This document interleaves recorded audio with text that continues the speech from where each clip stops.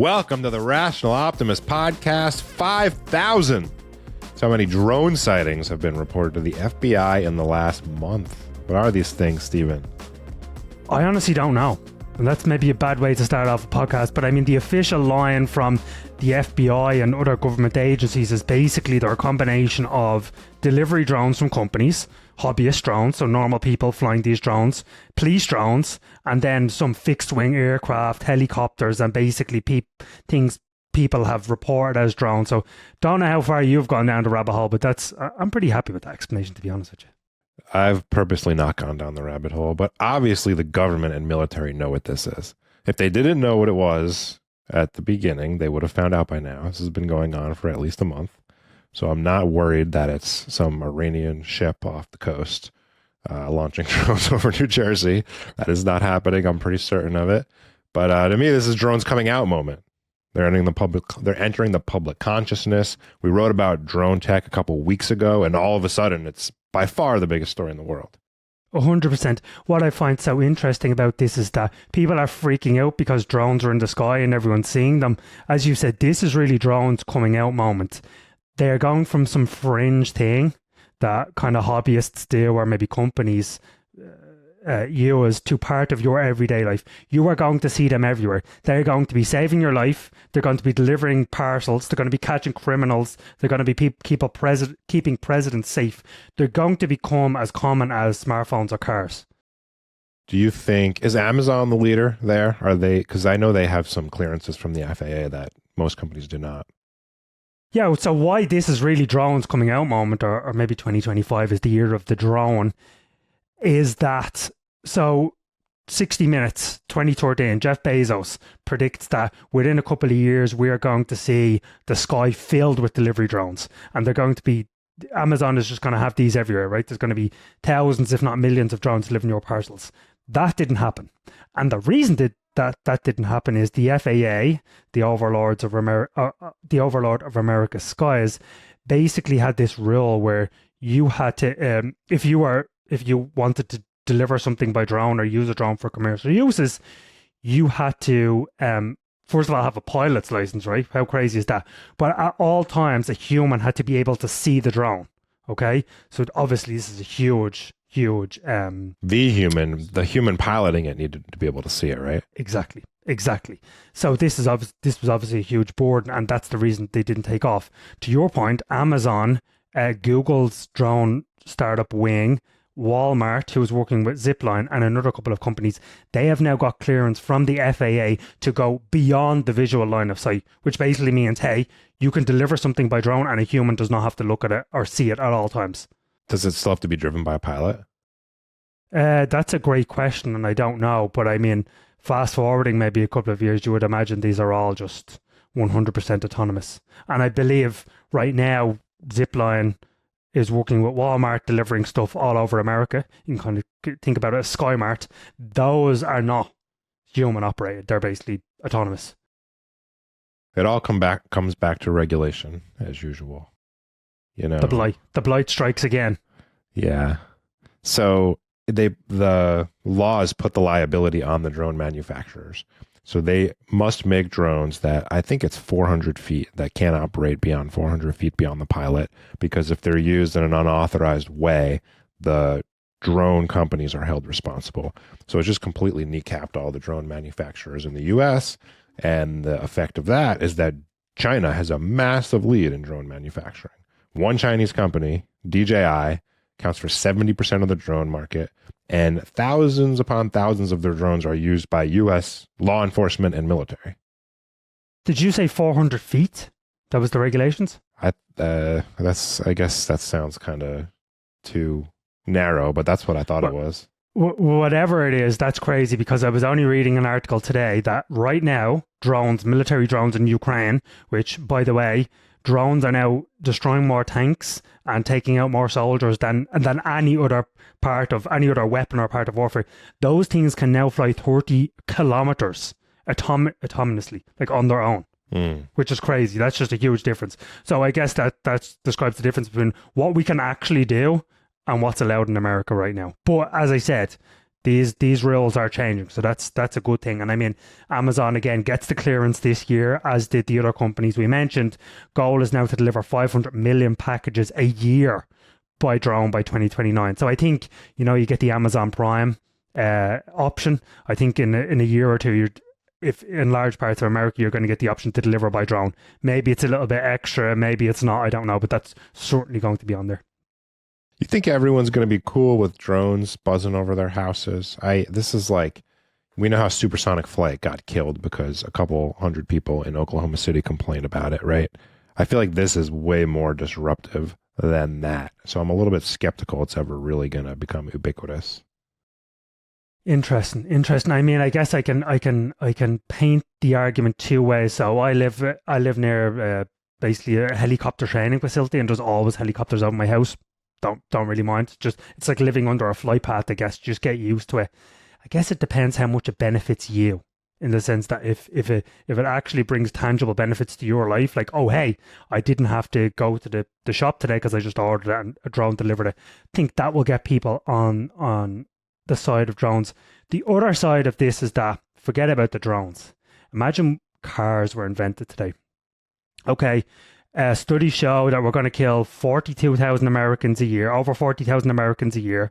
We're going to put dangerous people, some who, can't even really see. We're going to put them in, what does a car weigh? 5,000, 6,000 pounds. They can go 100 miles an hour.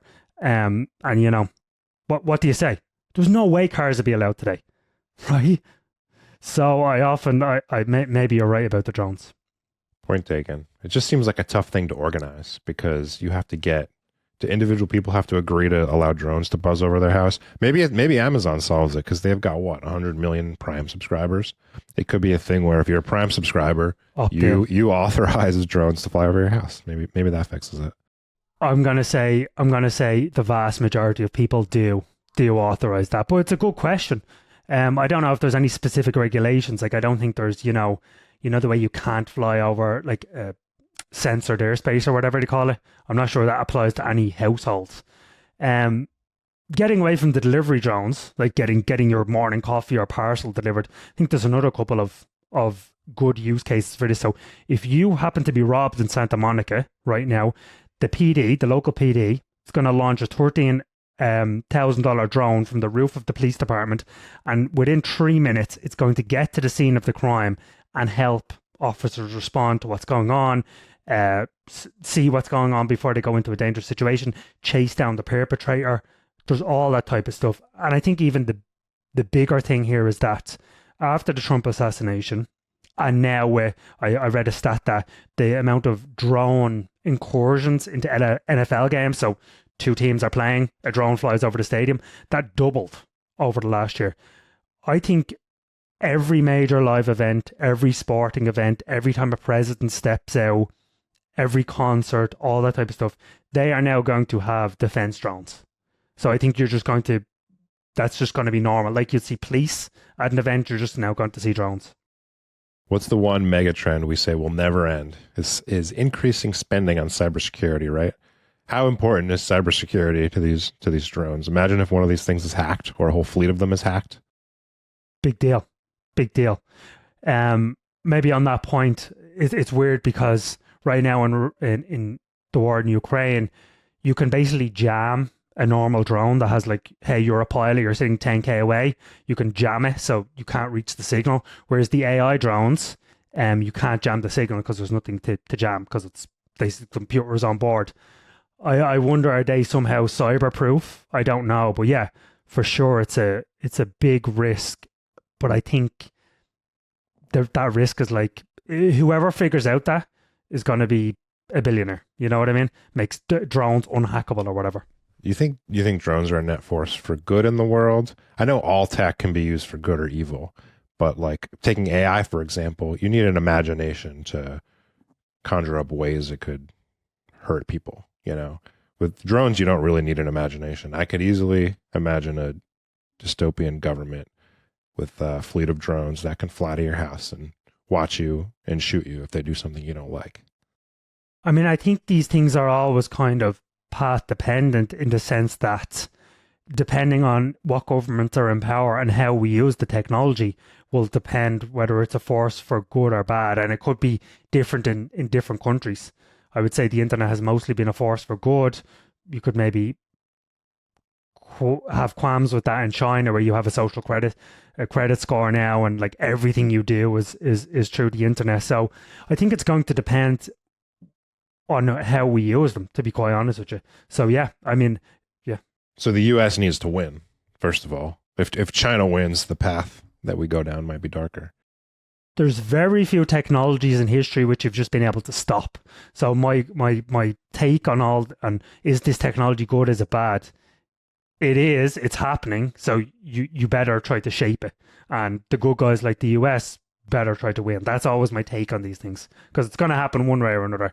And I think the US has to do it because China is going to do it. And if China has, which they already do, have swarms of 8,000 or 10,000 drones attacking whatever, it doesn't matter if it's a tank, a fighting force, a battleship, the drones are going to win. Mm-hmm. And just the last, I know we're kind of blending the civilian and the military uses of this stuff here, but the rapid pace which you can innovate with these things is amazing. So right now in Ukraine, you're basically seeing new types of drones, like the iPhone 1, the iPhone 2, the iPhone 3 coming out every 2 months. It's incredible, the pace of innovation, versus an aircraft carrier takes 20 years to build, right? So this is where the puck is going, not just in military, but in terms of first responders, in terms of police, all those type of things. So let's try to shape the future optimistically. Amen. So Joe Lonsdale wrote a great new piece in Arena magazine, which is our friend Max Mayer's great new article, and it was how to spend $1 trillion. Point number 5, excellent. Point number 5 was, for $100 billion, give every baby in America a stake in our economic future. Good idea, bad idea? Tell us what's going on. Great idea. So the context for which Joe wrote this article is, imagine if we had a hyper competent U.S. government and give them $1 trillion to spend on 10 different ideas. This was my favorite idea of his that he wrote about. You give every kid born in America $1,000, between $1,000 and $3,000, and you invest it in an S&P 500 index fund, and they can't touch it until some predetermined age. Call it 18, call it 25. And the idea is, by the time they're 25, say, they have $20,000, $30,000, $40,000, and they have a stake in American business and a stake in American capitalism. Because one of the only valid criticisms against capitalism, in my opinion, is that a small amount of people own a large share of the capital, and a lot of people don't have any capital. By capital, I'm referring to the stock market when I say capital. So this is a way to fix it. Give all the kids that are born their own little share of capital. They learn the right lessons. They see the prosperity created by American businesses because they can watch the number in their brokerage account go up. And it's just good incentives because they'll learn the long-term nature of investing well. Over almost any 20-year period, the stock market has gone up. So there's little chance of them losing money. I love everything about it. Best idea 2024. Definitely on the Mount Rushmore of great ideas from this year. You know, investing. So this idea was originally pitched by Brad Gerstner from Altimeter Capital, and he has a project called Invest America, which is actually trying to get this signed into law. Fully support it. As a non-American, investing in stocks and buying companies is a uniquely American thing. If you ask an Irishman or an Englishman, most of them, what stocks they own and what companies they're investing in, they will look at you like you have 10 heads. What happened to you? How'd you break through? Yeah, I'm a contrarian. I was, one of those things. But so even saying that, 62% of Americans own stocks today, which is actually at a 20-year high. If you break it down further, it's 90% of upper income Americans, 65% of middle income Americans, and 25% of lower income Americans. And the reason why this is such a great idea, as you said, is it gets everyone. Those stats would all be at 100%. And I'll just give you, I guess people to set the basis here, I'm going to show you one chart which shows why you must invest. So you can see here, it's the S&P 500 is the red line, and the value of a dollar is the blue line. And you can see folks who own stocks over the past decade triple their money, and those sitting in cash are 30% poorer. So when we say things have never been better and the stock market's at all-time high and people are making all this money, that's true, but it's only true for people that own stocks. And what if 100% of people own stocks? So it's just such a great idea. It's a way to, it's almost like you think about a startup giving equity to people, and that's like been an amazing wealth generator. This is it for every American. Yeah. And the numbers pencil out too. You could give $3,000 to every child born in America. That would cost us about $10 billion a year. So we could do this for 10 years for $100 billion. It's real money, but it's compared to the BS we spend a lot of money on, the government does in this country. It's not that much. And I think this would do more good than almost anything else I can think of. 100%. Well, the best way to spend $100 billion, I think, because you think about the positive externalities that will come out of it. You know what I mean? As Joe says in the piece, it will align people with American values. It will teach people the power of capitalism. And again, one of the the best way to get rich is to start a company like Amazon or Walmart or Google or whatever. But the stock market really is magic in the sense that you can piggyback on a Jeff Bezos or a Sam Walton or a Larry Page or a Jensen Huang by just buying their stock. Like that actually, first of all, that's pretty rare in history. Like you haven't been able to do that throughout most of modern history. And most people in most countries still cannot buy US stocks, which is the best performing stock market in the world with, the best regulations and the best companies. So it's pretty amazing. I could definitely see one pushback being, and the stock market booms and crashes. And that's probably never going to change. A kid born today is probably not going to have as good of results as a kid born in 2009, right? In fact, the stock market's almost 10x since 2009, since the absolute lows in 2009. So that kid would be luckier. But like I said before, the long-term nature of the stock market is such that over any 20-year period, stocks go up. So even if some kids make more than others, everyone's going to make some money. Everyone's going to make some money. I think the fact that you can't touch it, was it for 20 years? I don't know if it's said, but I think that's essential. You can't you can't let them trade it or anything like that. Can't let them trade. It has to be in the S&P 500. And honestly, some people might say the government shouldn't be propping up the market or investing in the market. I'm actually fine with it. I'm good with it. I think it's like those like stock clubs that schools have and stuff. It's like a real version of that or something like that. It's also just not that much money. How many hundreds of billions of dollars pours into 401ks every year that automatically buys U.S. stocks by people's biweekly paychecks? $10 billion a year for 3.5 million kids a year is not really a big deal. I believe $1 trillion flowed into ETFs this year. So you think that's just ETFs? That's not individual stocks. So I mean, it's honestly a no-brainer for me. It's a no-brainer. I think it's a great way to invest money, and I really hope this plan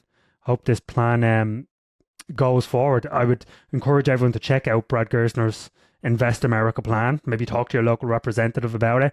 I really don't see who would be against this idea, because it really does. It's kind of a bipartisan thing. It helps the poor much more than it helps the rich. Maybe socialists, because it should help capitalism. We want to hurt those guys, right? Hurt our enemies. I want to give a full-throated endorsement to Arena Magazine. This is the second edition. It's old school print, high quality, great stories. Maybe we're going to get one of our stories in there eventually. Everyone should subscribe. Every rational optimist should subscribe to Arena Magazine. Great magazine. Watch the next issue. Hopefully we'll have something in there for you. All right. You want to talk about geothermal? Let's talk about geothermal. So what if we could get all of the energy we humans ever needed from the Earth's core? Because just a few miles underground, the rocks are hot enough to boil water instantly. Why can't we just dig a really deep hole and harness this endless heat to create endless cheap energy?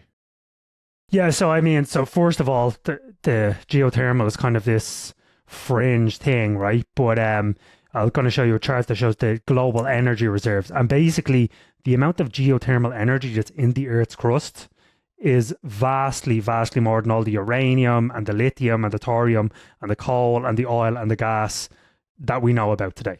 So this could literally power humanity for centuries to come, right? Millions of years to come. Yeah, forever. Problem is, right, forever, literally. Anyway, till I die anyway.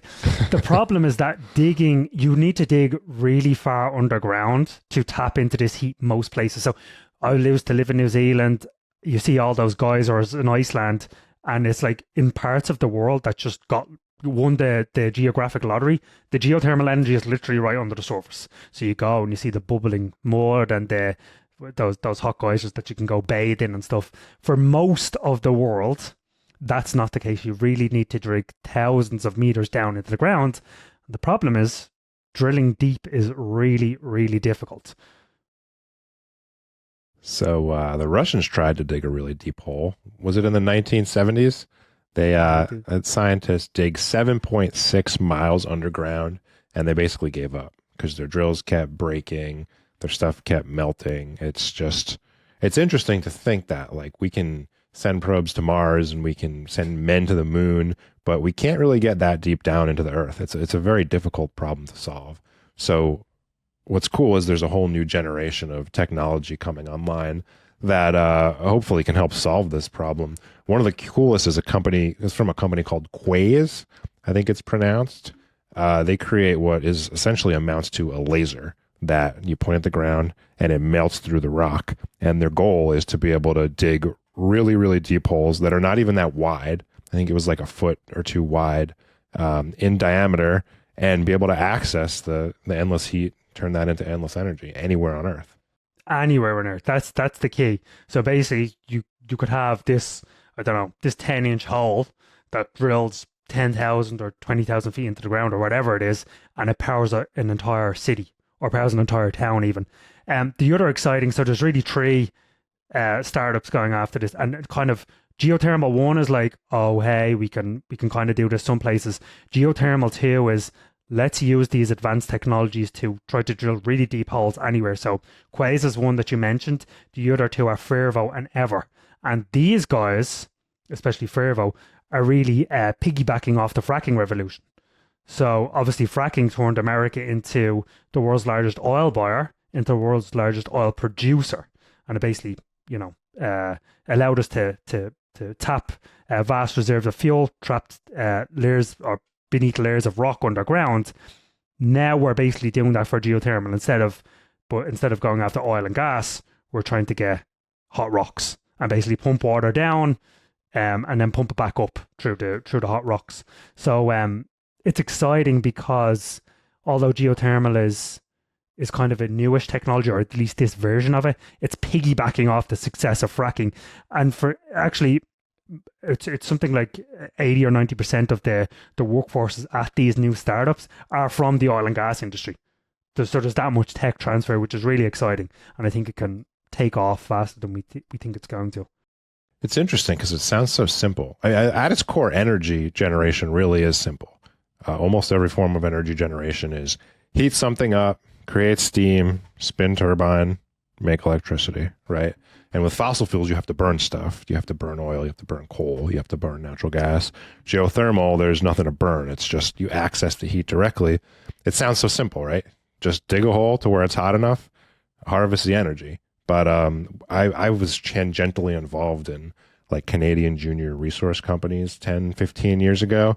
And I would always hear about these geothermal stories that they sound like the greatest thing ever. They sound like a slam dunk, and their stocks almost invariably end up going to zero. So it's a much harder problem to solve than it seems like on the surface. But the fracking sounds promising. Fracking sounds promising, and Fervo, I believe, has a contract with Google up and running. It's not just some science project. Up and running, powering Google's data centers in Utah right now. So the technology works. Okay, technology works. The potential is there. As I said, geothermal, vast resources. The thing that now needs to happen is we need to get the cost down. So today it's way too expensive to power our homes. Okay, like 10 times more expensive than solar or nuclear or whatever. But we know one thing about the more we do something, the better we get at it, the faster we can do it, the cheaper we can do it. Geothermal is now riding that learning curve, okay? And especially thanks to fracking, it's piggybacking off that trend. So I'm really hopeful that in 10 years, we're going to, like today, it's 0.4 of America's energy needs. Maybe that can go to 10% over the next 10 or 20 years, which again, just adds to this energy and abundance.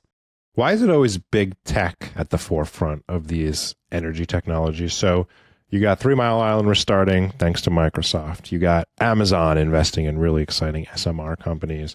We have Google I guess they invested in Fervo that got the geothermal plant up and running. Why big tech? So first of all, I think for a long time they had this kind of religious zeal about clean energy. I think it was like clean energy at all costs. So they're willing to sign agreements that cost 10x or 5x more than the electricity prices they could get from oil and gas. And you know what? I'm actually a big fan of that, because when we met Matt, the CEO of Allo Atomics, the SMR company, he said, yeah, the regulation has been a big problem for nuclear, but the even bigger problem is that utilities and other companies that buy power, they basically haven't been willing to sign these long-term agreements for power that might be a little bit more expensive to start out. These guys are saying, hey, we have this vision in the future that we're going to have no carbon emissions. We're going to take the hit today and sign the deal and basically put faith in this technology to develop. So I think this is just an awesome thing for geothermal, for nuclear, for solar, because these guys it's kind of like back in the day when the government kickstarted the semiconductor industry or the space industry. These guys are kickstarting the lots of clean energy. So they've got the money. They've also got the lawyers and the lobbyists and what's necessary to break through the regulations. And these industries are heavily regulated. Exactly. And one exciting thing specifically about geothermal in America is the federal government today owns most of the land in Nevada and Utah and Idaho. And if you look, we'll show you on screen right now, if you look at a geothermal heat map, you're going to see those same states, they are glowing red with underground heat, meaning that this is the best place to drill for geothermal. Okay, so I'm gonna sit down, hopefully with the governor of Nevada and say, hey, buddy, you want to turn your state into an energy superpower? You want to turn your state into the Saudi Arabia of America? You just give, or even sit down with someone in Washington because it's federal land, I guess. You just allow this to be a little sandbox of innovation. Tell all the geothermal companies to go, dig there, do some innovation. We'll buy all the power off you. And if that happens, I think you're going to see this stuff just explode in 5 or 10 years. Yeah, this seems like a figure-outable problem, geothermal. And if we put the money and some of the best people on it, it seems like only a matter of time till we get it. And last thing I'll say about this, back to the regulation stuff. So, we recently got a couple of bills and a big change from the Bureau of Land Management, which basically said, hey, we think geothermal is really exciting. We're basically going to exclude certain geothermal projects of a certain size and promising technologies from NEPA regulations or environmental regulations. That today I was only listening to a talk with the CEO of Fervo the other day. He said it basically takes 7 years to get a geothermal plant up and running. Okay, that's way too long, and 4 or 5 years of that is just the environmental regulations. So if we can remove that to a certain degree, that's just going to speed things up a lot. So big change happening, and yeah, bullish for the future. Got a dose of optimism for us? I do. I'm going to give you a little sprinkle of optimism here before we get to Christmas. So you can see on the screen right now, the cancer death rate in America fallen by 1/3 since 1990, which is amazing. So peaked in 1990 and has fallen by 1/3 since then, which means you are 33% less likely to die from cancer. The big kind of drivers here is that we have better early detection systems, a lot less people smoking. We also have treatment breakthroughs. So chemotherapy, old chemotherapy, it's like a lawnmower that cut down both weeds, which are cancer cells, and the grass, the healthy cells. Now we have more targeted therapies. So all these things have combined to basically slash cancer death rates by 33%, which is awesome. I mean, that's just 2 lines in a chart, but it represents a lot less suffering, more time with grandparents and more time with parents, less kids dying. So just an amazing trend, and may long it continue. I think this would absolutely shock people in a good way. Viewers. Hold on. Well, I'll say one thing. I think people always focus on the stories. Like, we all know someone who's got cancer, and it's really bad. But yeah, if you just look at the trend is down, so it's good. Especially with the aging population. Yeah. There you go. Maybe it's even more powerful than this chart suggests. Viewers, you can boost our optimism by hitting the subscribe button, ringing that bell, and leaving us a comment. This greatly helps our channel grow. We appreciate all of your support, and we'll see you next week.